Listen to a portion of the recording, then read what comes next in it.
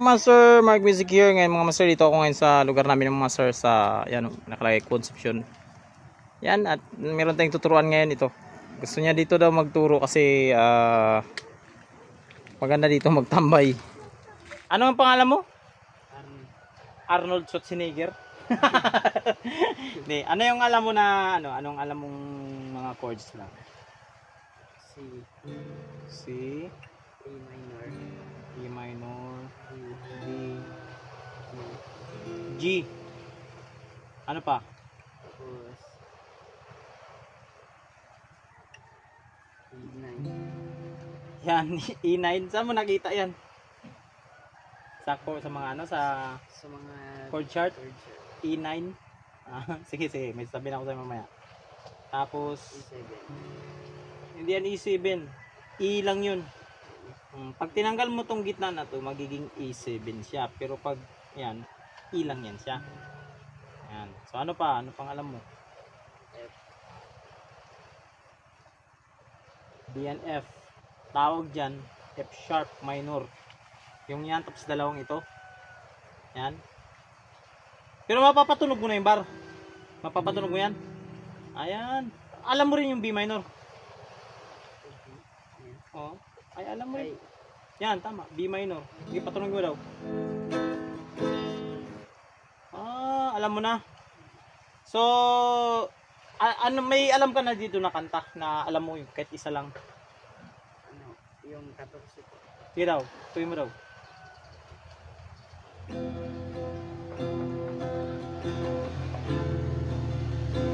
Sige. Yan yung mga chords.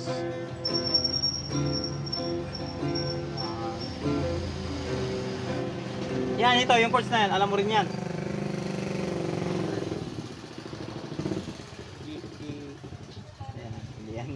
G.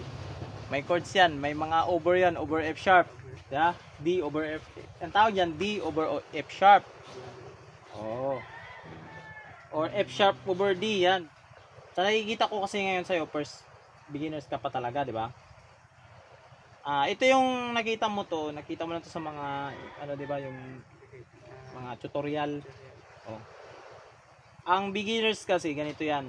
Ang pinakauna talagang pag-aralan mo. Kasi dito okay na sa'yo yung di ka na nalilito dyan, di ba? Meron ka ng kaskas. Ang pinakaunang pag-aralan mo, i-ano mo muna yung chords, i-identify mo muna. Kumbaga, kagaya kanina, yung F, di ba? F, sabi mo F. Yan. Ang tawag niyan, hindi yan F. Tawag niyan is F sharp minor. Ang F, ito yung F. Yan. Dalawa, tapos yan. Yan yung F. Patunogin mo daw. Yan, nakapat. Lahat ng strings. Hindi. Isa-isahin, kalabit-kalabitin mo mula sa umpisa. Hindi, isa-isa. Yung patunogin mo talaga siya. Sige. Sunod. Oh, yan. Yan, sa baba medyo mahina. Yung ipit. Ganito. Mayroon akong ititip sa'yo na mag-ipit. Pag mag-ipit ka ng bar, lalo na pag bar chords, yung pwersa mo ng ipit mo is ididin mo siya sa fretboard, then parang hihilayin mo siya papunta sa'yo. Parang mag-i-slide ba? Yan, ganyan. Patunogin mo. Yan, dapat ganyan yung palabasin mo tunog. Sige, wag ka muna maglagay dito. Ito lang muna yung isang daliri na yun. Oh. So, ang gagawin mo, pag ganyan, merong fret bass, napasok siya doon sa kanal ng daliri mo. Ito, di ba? Gagawin mo, iusod mo ng ganito, tapos ilapit mo ng konti dyan sa fret wire, yung dito sa fret wire. Yan. Ilapit mo siya ng konti na hindi siya didikit sa fret wire, yung ilapit mo lang siya. Yan, try mo, sige. Yan. Yan, nakita mo na yung spot, oh. Bago maglagay ka na ng ibang daliri. Yung F kanina, F. Yan. Yung pwersa nito, ito yung tatlong daliri na yan. Padiin sa fretboard. Ito, padiin talaga yan. Tapos, yan, ganyan yung position niya. Ito, nakahiga na konti. Point mo. Tapos ito, yung kanina na pwersa, padiin. Tapos, papunta sa'yo, pa-slide. Ito. Sige, ulitin mo. Sige, patunogin mo isa-isa.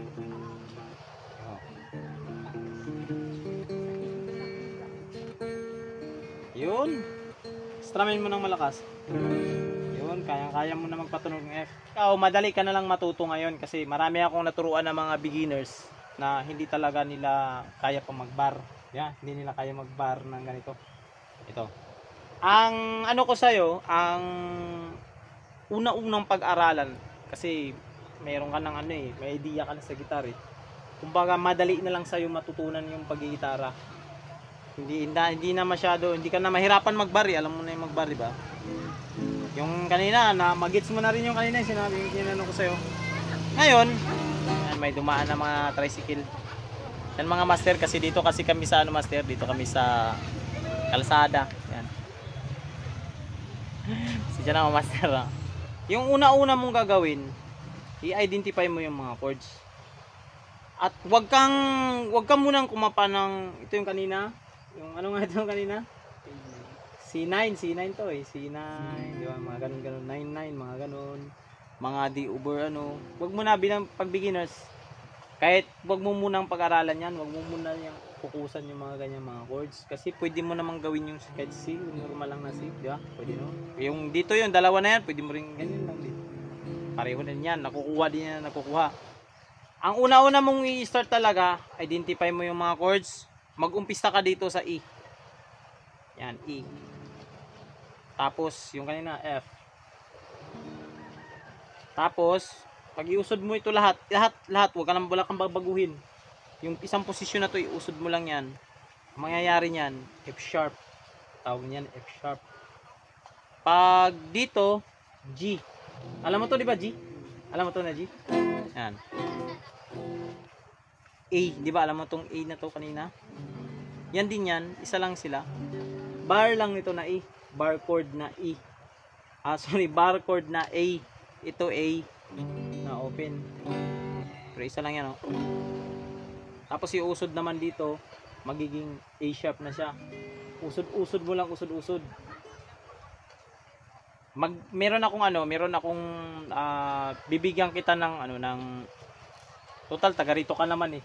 Bibigyan kita ng susulatan kita ng yung praktisan mo talaga yung mga chords. Yung bali E, yung lahat ng mga chords, lahat talaga ng mga chords. Yan lang muna ang pag-aaralan mo. Ang importanteng pag-aralan, major, minor lang. Wala nang yung wag mo munang saka na yan yung mga C9, yan, C major 7, mga ganun. Mga ganyan, di ba? Mga ganun. Mga ganun. Yung kanina yung ano yun? D over F sharp, mga ganun. Nakikita lang kasi yan sa mga sa mga tutorial, di ba, na mga chords kanta agad. Okay din naman yun, pero wag mo muna sa ngayon, wag mo muna siyang isanay na yan mo ng kasi pag doon ka na sa transposition, sunod kasi ng ang pag-aralan mo kasi ma-identify mo lang yung mga chords. Sunod niyan, family chords. Yung pagkakasunod-sunod ng mga chords. Na may idea ka na sa family chords? Wala pa, di ba? So yung gagawin ko, bibigyan kita ng mga chords dito sa taas. Ito kasi yung mga chords na to sa taas. Yan. Na ito pag tinanggal minor. Di ba kaya nagulat ka, di ba kanina? Ito F sharp minor. Nagulat ka. Kasi ano 'yon? F pag inabanti natin, sharp. So major man siya, major position, tawag niyan major position. Di ba walang ganito? Ito. F sharp minor siya. Yan siya. Yan yung ibibigay ko sa iyo ng mga magsulat ako ng papel doon pag maka-uwi tayo doon. Maka-uwi ka sa inyo, ko sa isulat ko sa iyo mga pagkasunod-sunod ng mga chords. Ito yung mga fret. Yan. Hanggang dito lang, pag mapatunog mo hanggang dito, yung medyo sa mga gitara. May gitara ka ba doon sa inyo? Wala. Wala gitara? Ito, pwede mo rin pag umaga, pag wala kang ginagawa. Pero doon ka sa bahay. Hindi mo pwedeng dalhin to sa inyo. Baka madamage mo to. Doon sa bahay, doon sa, di ba sa labas? Doon sa may upuan na mahaba, doon ka. Yan. Tapos gagawin mo, practice mo lang siya. E, F, F sharp, G, G sharp. Yung mga chords na ibibigay ko sa'yo, maintindihan mo na yung mga gitarista. Abot dito yung mga gitarista. Nagulat ka, ano kaya yung mga chords niyan nila? Pareho lang din yan. Di ba C ito, C? Ito, D na to. Yan o. Di ba, alam mo rin yung D na dito? Yung di ba may B minor? Yung kanina, alam mo B minor? Yan, meron din yung B major kasi minor naman yan eh. Yung B major niya, yung ganyan, tatlo. Di ba, alam mo to, alam mo to. Tapos pag ganito, minor na. So, magkaroon ka na ng ideya dyan. Pag iusod ko pala ito, C minor. Tapos pag iusod ko pala ng isa, C sharp minor. Tapos iusod ko pa ng isa, D minor. Kaya kita pinapractice ng ganon, ng mga chords. Ma-determine mo muna yung mga chords kung ito, anong chords to, diba? Hindi ka na malito. Diba, pag dito yung daliri mo, yan, ano kaya yan? Pero wala kang idea, diba? Magkakaroon ka na ng idea niyan kasi maglagay man ako ng, sulat man ako ng mga chords. Tapos, sunod niyan, pag mamaster mo na talaga ito ng mamaster, halimbawa, pag magkita tayo ulit, sabihin ko, ito ano to? Na parang ikaw na yung papahulain ko kung ano yung chords. Ito ano to? Tapos kung mahulaan mo na yung mga chords na ilalagay ko dito, magpo-proceed na tayo sa ano, sa family chords. Yun na yung family chords, yung mga sunod-sunod. Yan, ganyan. Yan. Halimbawa, yung kanina, anong kanta mo kanina? Yung ano yun? 14? 14? Sige, tugtugin mo. Diba? So G, E minor yan. Tapos D over F sharp. Tapos balik sa G. Yan.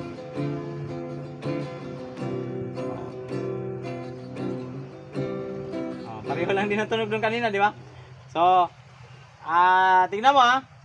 Pag mamaster mo kasi yung family chords, na ituturo ko sa iyo yung family chords, pwede mong kunin yan sa ibang chords eh.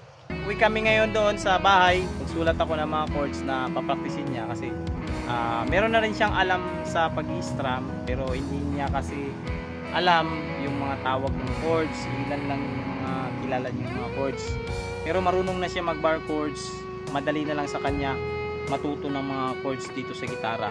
So ang gagawin ko, susulat ako ng mga chords na sunod-sunod na yun yung papraktisin niya araw-araw.